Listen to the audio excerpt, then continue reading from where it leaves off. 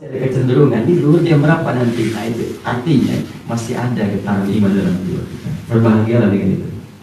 Nah, yang ingin saya sampaikan, di antara sekian waktu yang penting itu yang harus kita jaga, ada sholat yang spesial disebut oleh Al-Quran namanya dengan fajar. Pergerakannya disebut subuh, ya takbir ke-14.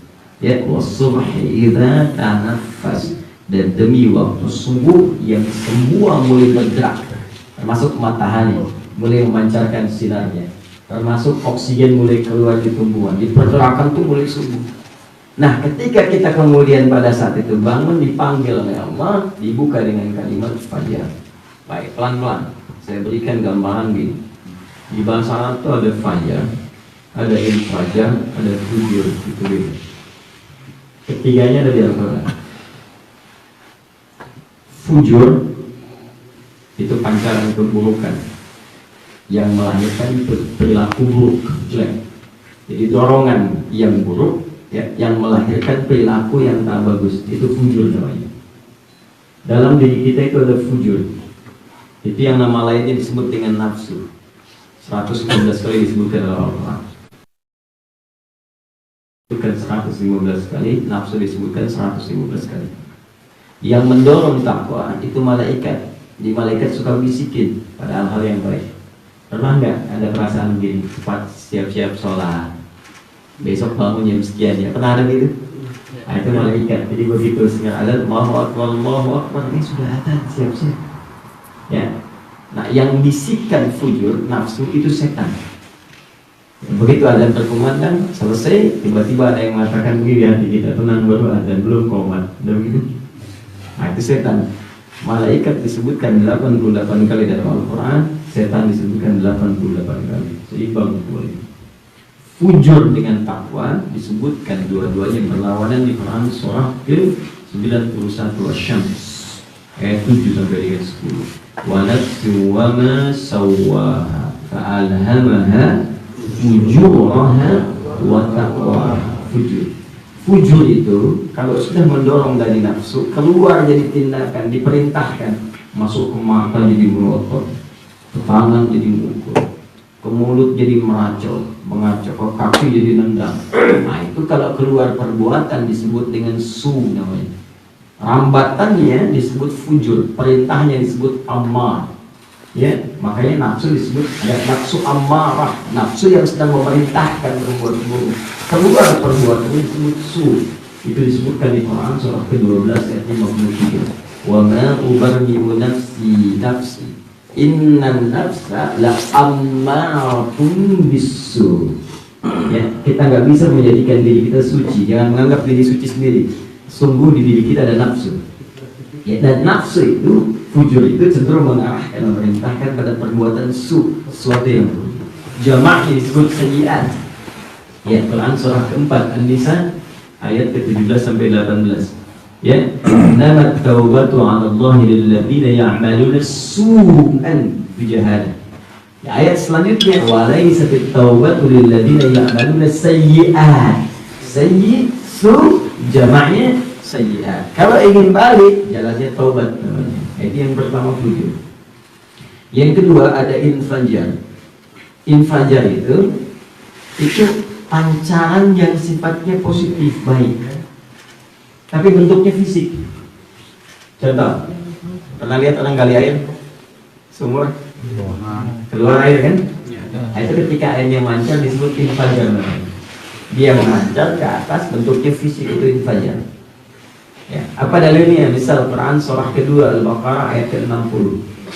Nabi Musa punya umat terdiri dari 12 suku, 12 kaum. Masing-masing datang ke Nabi Musa, minta, nuntut ke Nabi Musa, mohonkan kepada Allah, Tuhanmu ya Musa, Tuhan kita, supaya memberikan kami sumber air, tapi masing-masing mesti satu. Bani Israil. Yang mau barengan, pokoknya seorang satu, satu kaum satu. Ya. Sudah ketika memohon kepada Allah, dijawab langsung oleh Allah. Diturunkan ayat kepada Nabi Muhammad untuk mengisahkan peristiwa itu. Al-Baqarah ayat 60. Ya, paling kanan di pertengahan. Wa idistasqa Musa liqaumihi faqulna iddi 'asaqal hajaratan fajarat bin husnata asyrata aina. Ketika Musa memohon kepada Allah untuk diberikan sumber air bagi kaum yang 12 itu.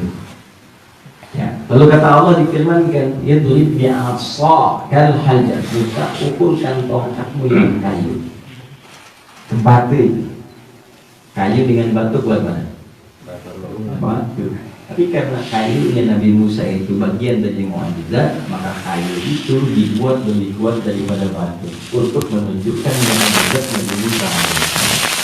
Di mukjizat itu sesuatu yang dikuatkan untuk tampak dari manusia biasa, sehingga diketahui ini punya kelebihan yang tidak biasa. Ya, itu yang disebut dengan mukjizat. Kalau pada Nabi Rasul disebut mukjizat, kalau pada orang biasa diberikan keutamaan disebutkan karomah namanya. Baik, sekarang kembalikan. Begitu dipukulkan tongkat kayu, ya, kalau antum mau uji punya mukjizat enggak ya? Nah, silakan tongkat emas Anda pukulkan pada batu, keluar 12 air mata. Ini karena mukjizat dipukulkan ke batu, keluarlah 12 mata air. Ketika keluar manjang, reaksinya menggunakan infajar. Fanfajarat min husnata asyrata aina, maka memancar 12 mata air. Itu infajar. Kalau pancarannya tak nampak secara fisik, tapi terasa mengalir dalam jiwa, maka berubah dari kata infajar menjadi fajar namanya. Jelas? Baik.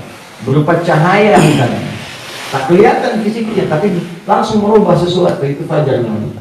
Makanya cahaya matahari disebut fajar.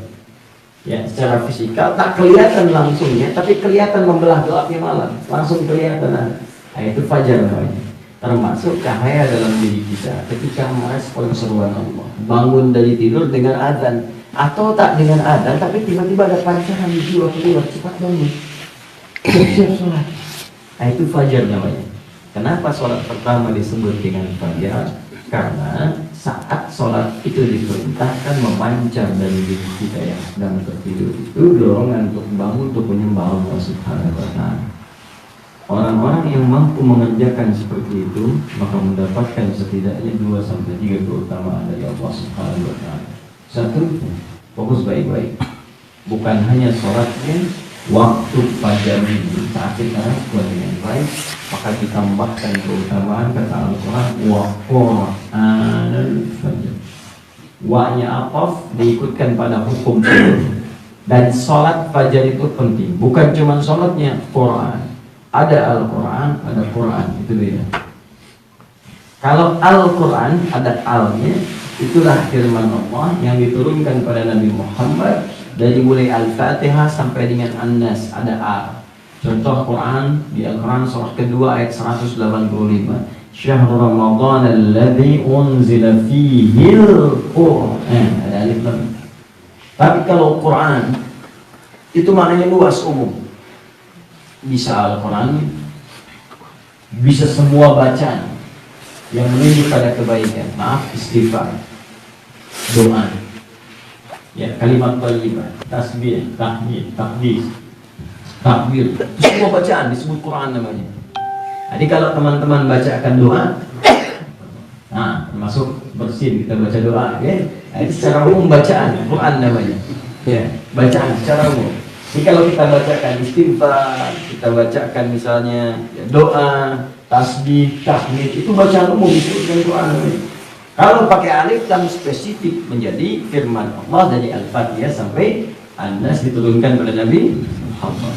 Keutamaan waktu fajar bahkan menjelang fajar, teman-teman sekalian, ini rahasia sangat besar, luar biasa. Semua bacaan yang kita bacakan itu langsung disaksikan oleh Allah dan seluruh malaikat-malaikat. Maka ketika disaksikan itu potensi untuk dijawabnya lebih cepat. Makanya banyak orang bangun sengaja sebelum fajar. Kenapa? Karena ingin merasakan nikmatnya ketika istighfar langsung diampuni oleh Allah, ketika berdoa langsung dikabulkan. Itu keutamaan